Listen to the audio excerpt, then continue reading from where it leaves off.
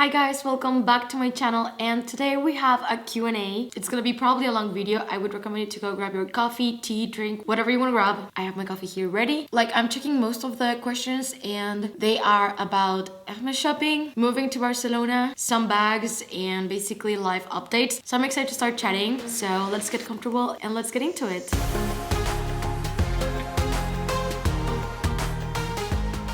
If you're new to my channel, my name is Lou and this is my dog Masha. I make videos about handbags, shoes, traveling, also vlogs. So if you like any of those topics, please consider subscribing to my channel and click the notification bell down below so you don't miss any of my videos. So apologies if she jumps in and out. She's quite a needy dog. If you don't know, a little bit of background, I just moved to Barcelona, so I had to kind of restart. So we're definitely gonna talk about that. Also how life has been here, how do I feel, anything like that. So let's start with the first question. Was it hard to adapt to a new city? Making friends and all the pressure of moving to Spain? So at first, yes. I am not someone who easily makes friends, and since I'm doing this as a full-time, I don't leave the house that much, and if I do, it's alone, vlogging, or with my boyfriend or with my dog. So I don't have an office, and I don't even go to the gym because I walk so much every single day, except for fun classes. But for me, sports have always been more playing tennis, sailing, surfing, and not... I don't love the gym. But most of my friendships have come from social media, probably. So it has helped me a lot, and I'm also very shy, and it takes me a lot of time to open up. So it was hard, but I am getting there.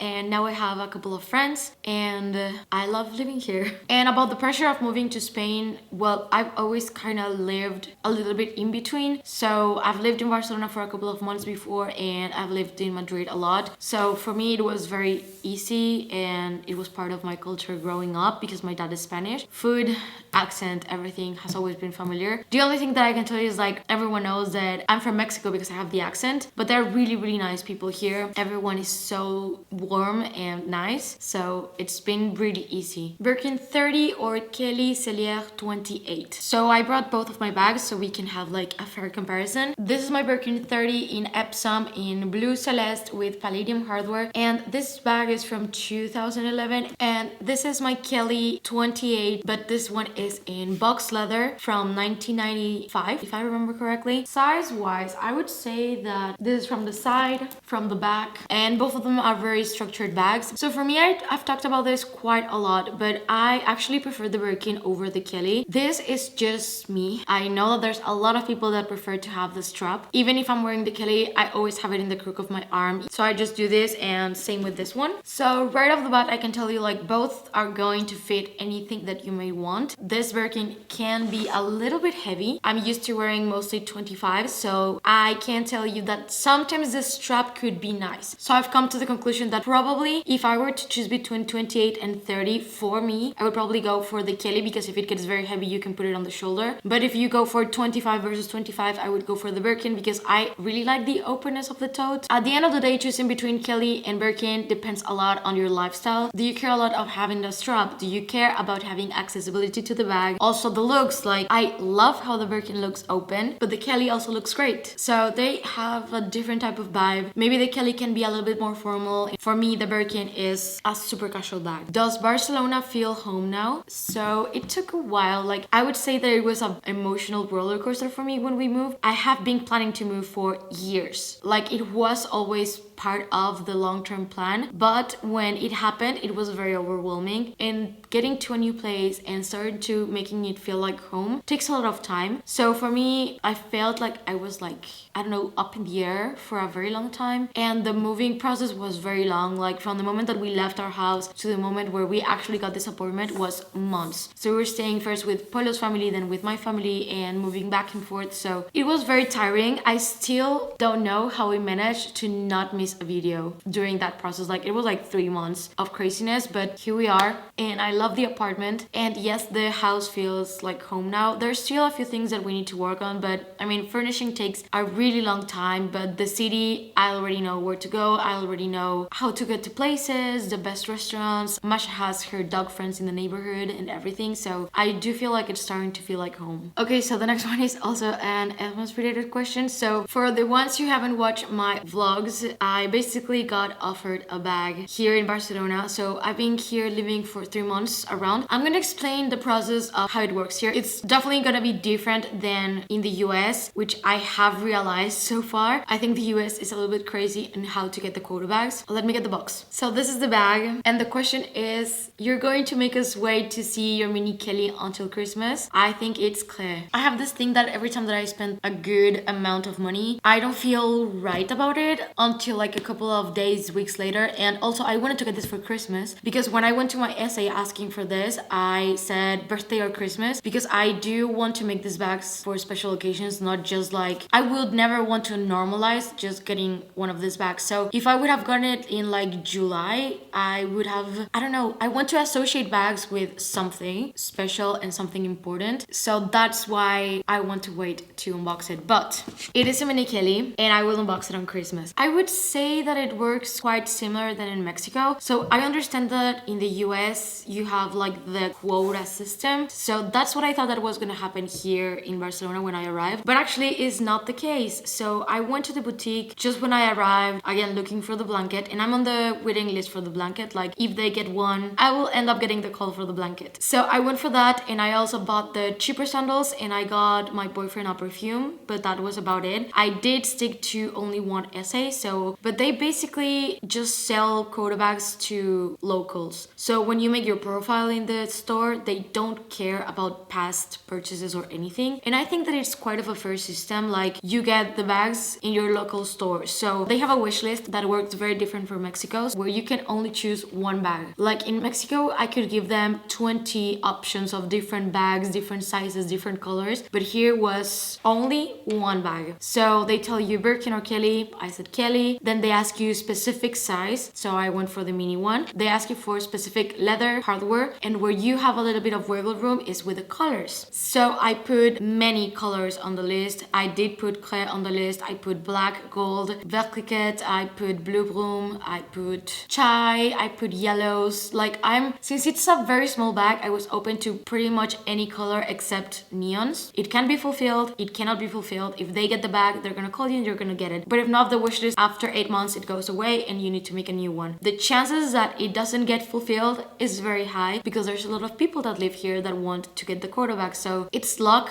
that the exact bag that you want gets into the store and that you're next in line to get it. The reason why I don't want to unbox it yet, we're very close to Christmas, and I think that opening the bag on Christmas Day with family, champagne, it's going to be way more special than just open it right now and start using it. I like to do that, and many of you told me that you wanted to see like a full dedicated video of the story of the process, mud shots, what fits and everything. So I think also that's part of like making these videos to make it like interesting. We're just gonna open it until Christmas, and for me, like the excitement of seeing it under the tree for this next couple of days is gonna be very exciting. And for you to understand how much I was not expecting it to get it, the same day that I got the call, I was actually applying for the lottery system in Paris because like I live in Barcelona, I can take a flight to Paris if I get an appointment to the store. So I thought maybe I can go fly and ask for a mini Kelly and they might have one. So I applied for an appointment the same day that my essay called me. Like he called me 30 minutes after I applied or something, and I got like getting the appointments, it's very complicated. I got rejected more than 10 times now. I think like 20,000 people apply every single day, so it's not that easy. What are your relationship plans? Wedding, kids someday? I get asked this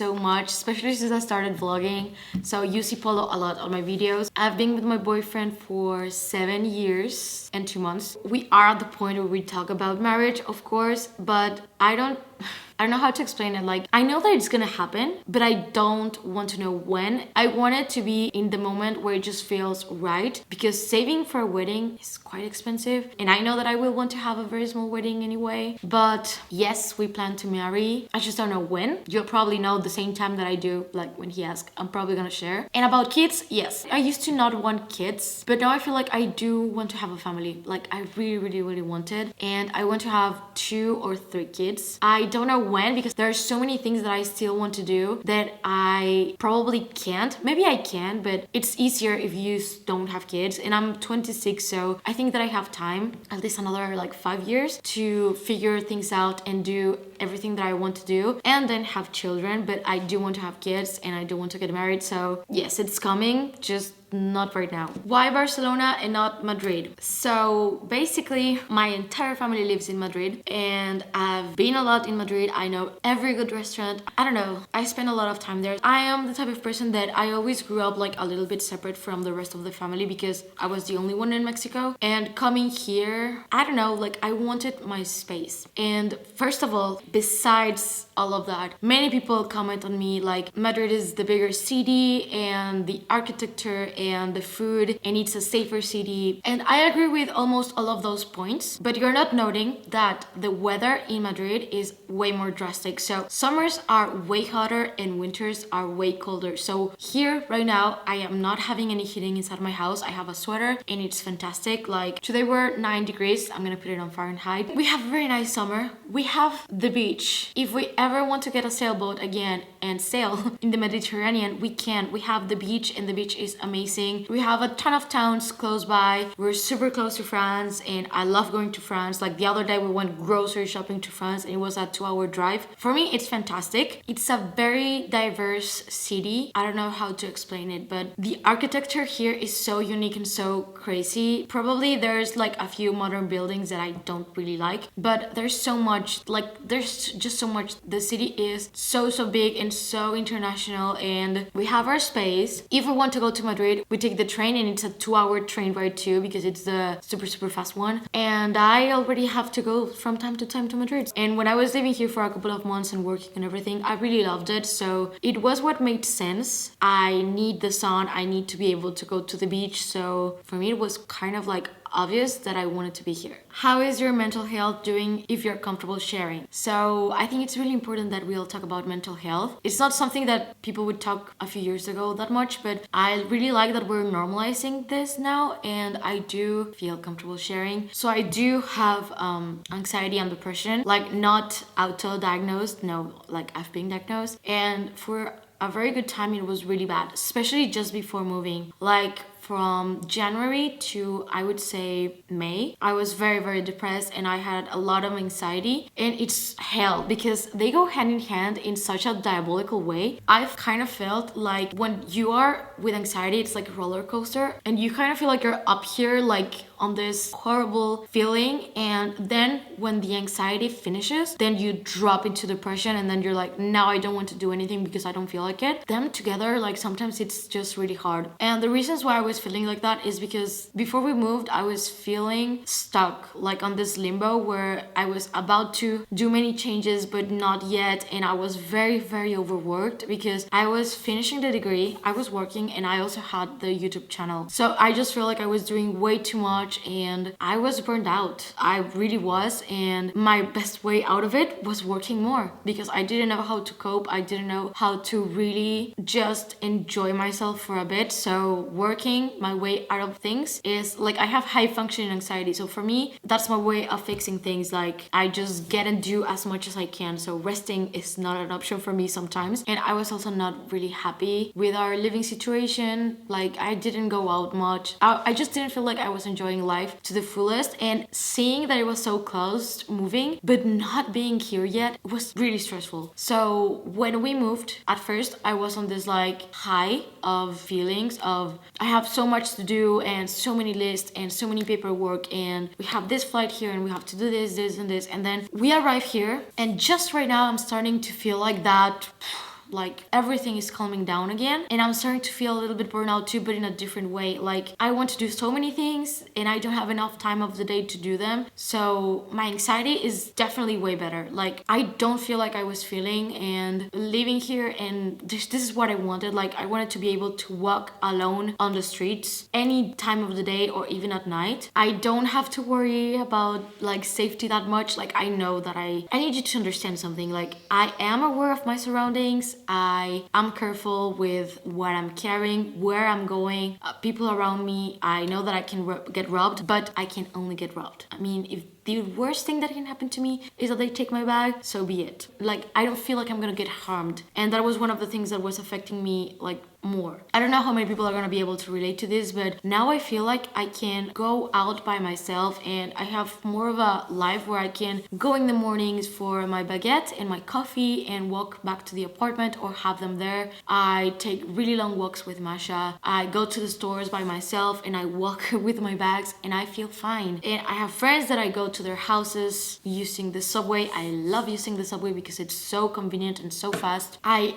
really love the apartment and how it's coming. I love that I can travel really easy here. I don't know, like just so many things got fixed. I feel healthier, happier. I move more. Everything is a little bit more fresh. I love the food. I'm just happier. So I feel better, but still, like anxiety and depression, they don't stay behind. They come with you, and it's something that I'm probably gonna have to live with it for the rest of my life. But I've learned how to deal with it a little bit better. But if you watch me and you sometimes feel like I have the perfect life, no. I cry a lot. I have anxiety out of nowhere. Sometimes I wake up hyperventilating and there's no reason behind it. And that's the crazy thing about mental health, like, and especially anxiety. It can come out of nowhere. You never know what triggered it. Could be something that happened a week ago, something that came to you in the dream. You never know. It feels like you're dying. And thank God I have Polo, that we've been 7 years together, and he's been with me during all my really bad moments, with my dad's cancer. And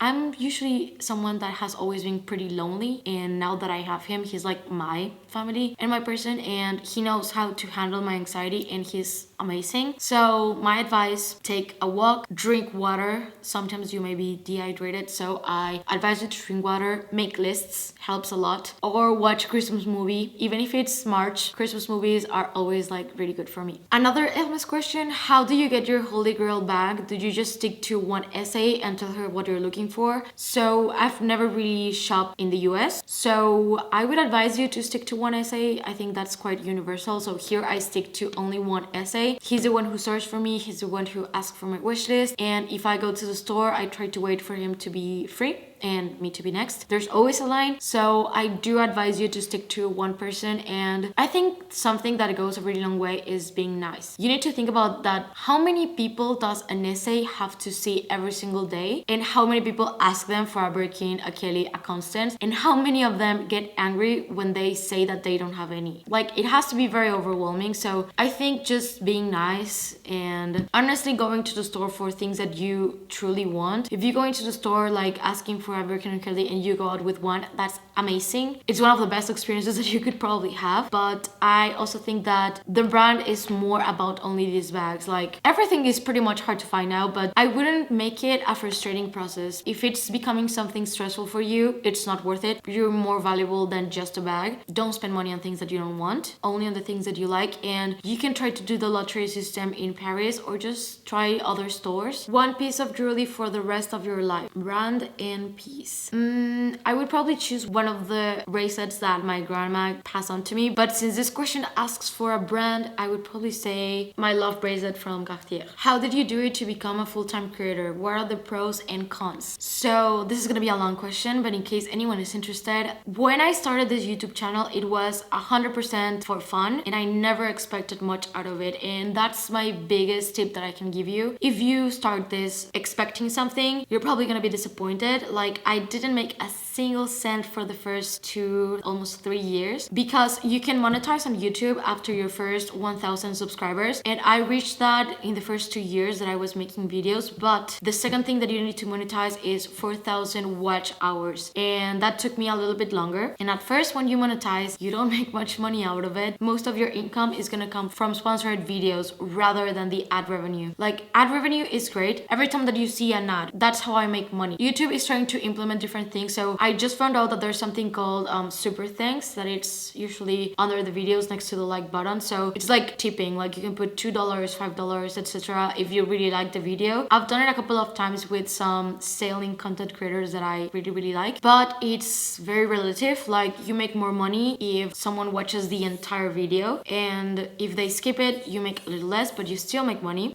So it took me a really long time to get to the point where I thought that it was going to be something that I really wanted to do. So yeah, main revenue is brand partnerships, and getting to get the brands that you really like to work with you takes also a lot of time. So right now I'm in a very good point where I have many brands that I have constantly that I adore. I love working with them, and I do appreciate that you're always so nice about it, because I know that probably sometimes watching an ad is very annoying. So I try to stick only with brands that I know that brings value and that you would like and that I use every single day, like Idol, Spiritual Gloss, Samorga. I love Samorga, use them every single day. So that's my motto. Instagram doesn't make you any money unless you're in the US. If you're a US content creator, it's easier to make money. Right now I just can't monetize it because they ask you for a US tax ID, I think. Of course I don't have that. And I decided to become a full-time creator when I was making more money off YouTube than from my job, which made sense. At the end of the day, I was dedicating way more time to my YouTube. You may think that this is quite easy, but all the process that has is quite long. So I end up working way more than a 9 to 5. Like sometimes I wake up and I go to sleep and I'm like editing all day or replying to emails and chasing brands for payments, or it's way more complicated than it looks on the outside. And now I know, because I used to think that it was easy, but there's a lot that goes into it. So I became a full-time creator after a few years of not monetizing at all, and now I love it. Now for the pros and cons, I would say I'm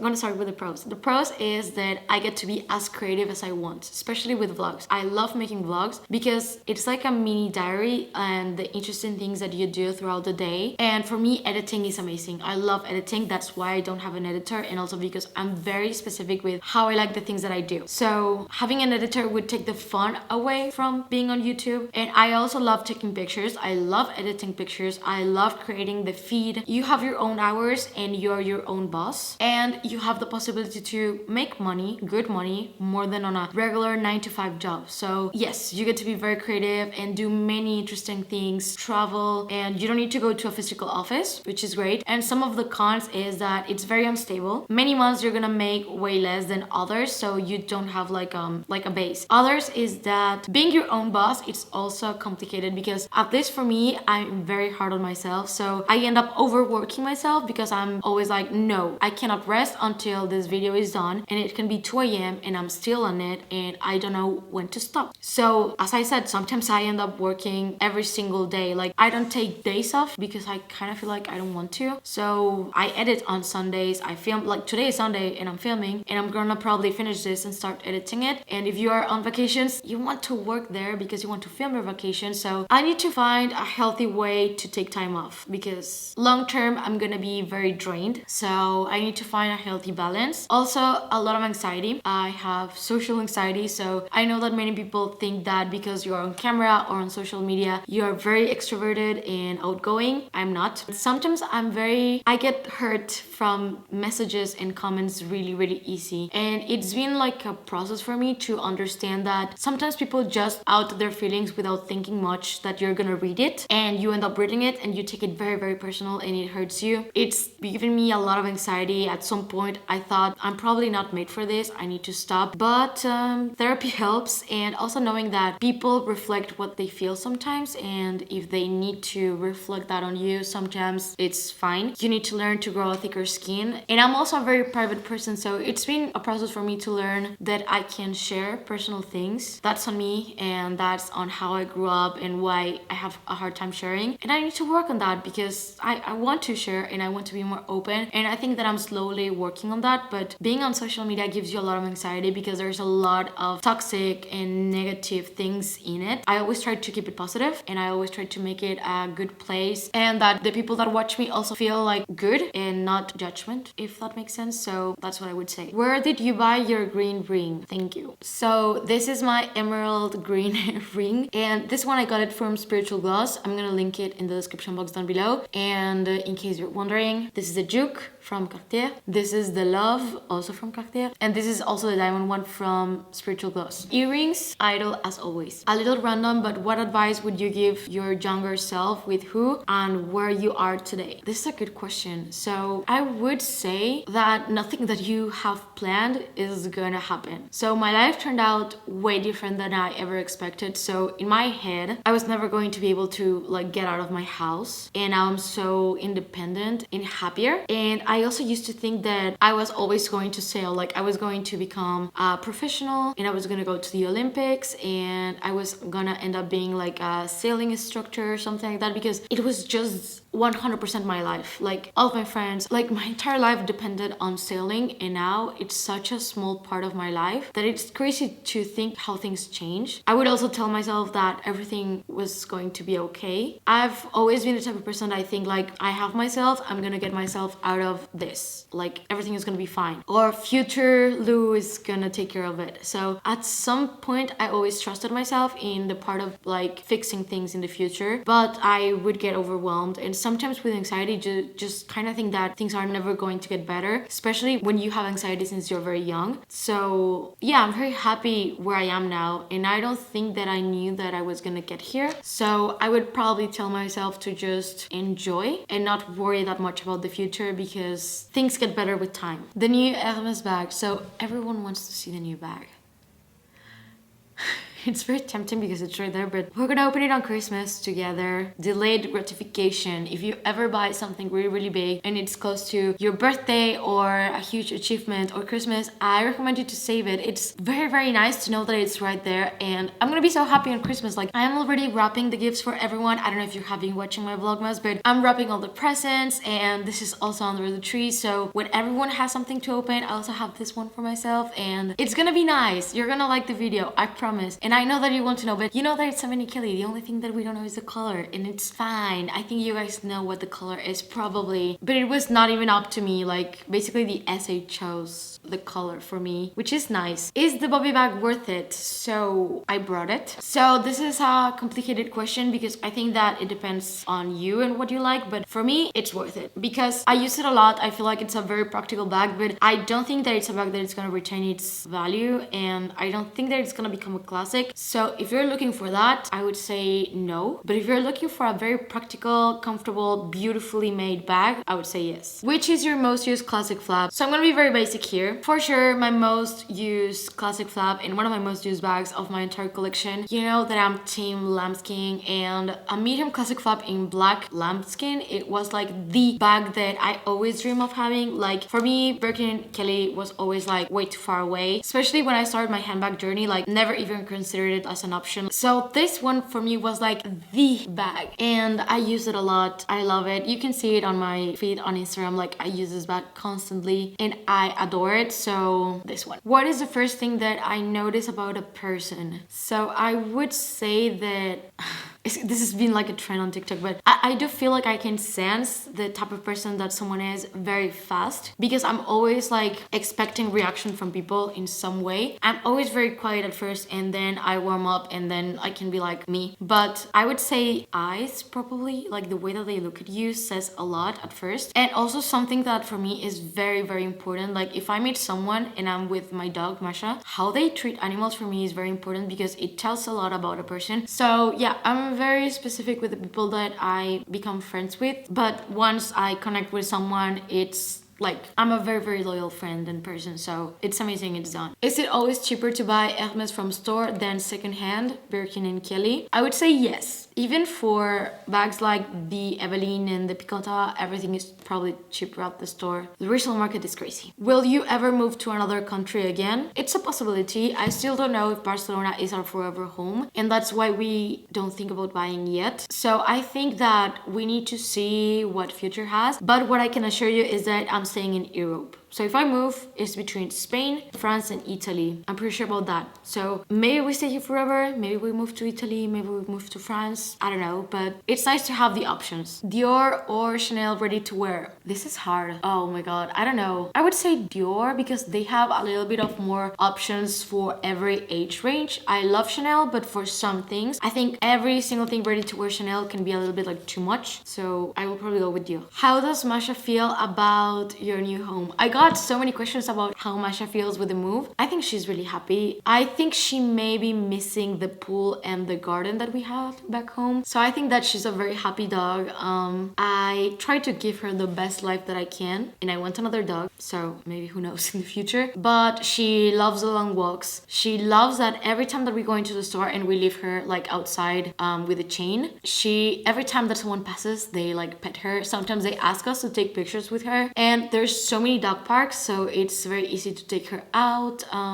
I think she's very, very happy. The cold is quite new to her, but she has a blanket now. Your hair is so long. Do you have extensions? No, I get a lot of questions about my hair. So no, this is my actual hair. I know that it's very long. I probably need a haircut, but I don't cut my hair very often, like twice a year probably. I use Moroccan oil shampoo and conditioner, and I try to not wash it that often, so I think that helps. Which bag will you sell now that you purchased your Hermes bag? So I just got the Birkin 30 for my birthday. I don't know, I just felt a little bit uneasy buying the two bags like back to back, and I used to have this rule that it was one bag in, one bag out. I did it for the majority of last year. I stopped when I got to the point where all of the bags in my collection were like very special bags, and I didn't want to let go of any of them. And you guys know, well, many of you guys know my collection, so it's very hard for me to think about a bag that would be easy to let go, but this time I think that is the responsible thing to do, even if I don't want to. It's not easy now because sometimes it was like, oh, I'm not using this bag that much, it's better to give it a better home,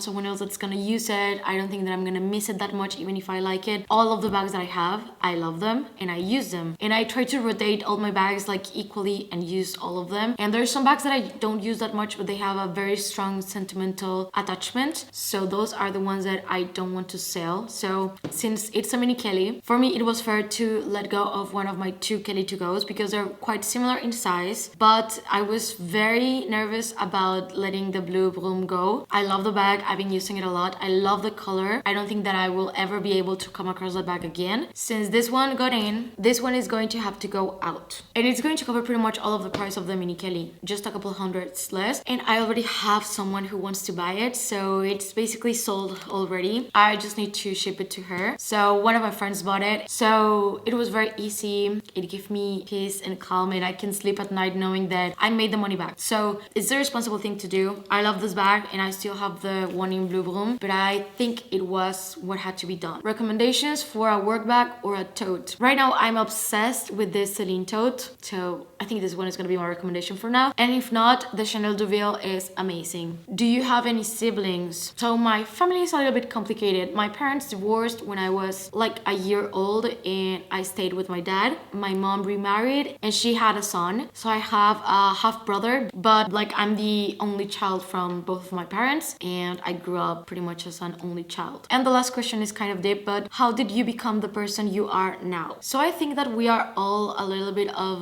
the result of a lot of things. The people that you have surrounded with, the situations that you were put in, and I think that for me it was a lot of reading and being able to be with myself a lot. Like, I don't know how to explain it, but when I grew up, my dad was not there much. He would travel and he would come to Spain a lot, and I just always had to keep myself busy, so I always tried new things. So I would at some point try the guitar and to play the drums. I played tennis. I had my phase where I was skating, my surfing phase, of course the sailing, and every time that I went into something, I went like very deep into it. So I would learn everything and try to become like a little expert in that area. So I would do this quite a lot with many things, and I also loved reading, and I also made a ton of mistakes. I feel like I didn't have much guidance, so there's so many things that I had to learn myself that at some point I think it was good because I didn't have much like prejudices behind it. Like, I grew up with my dad always kind of telling me like, you can do things yourself. I didn't grow up thinking that I needed someone else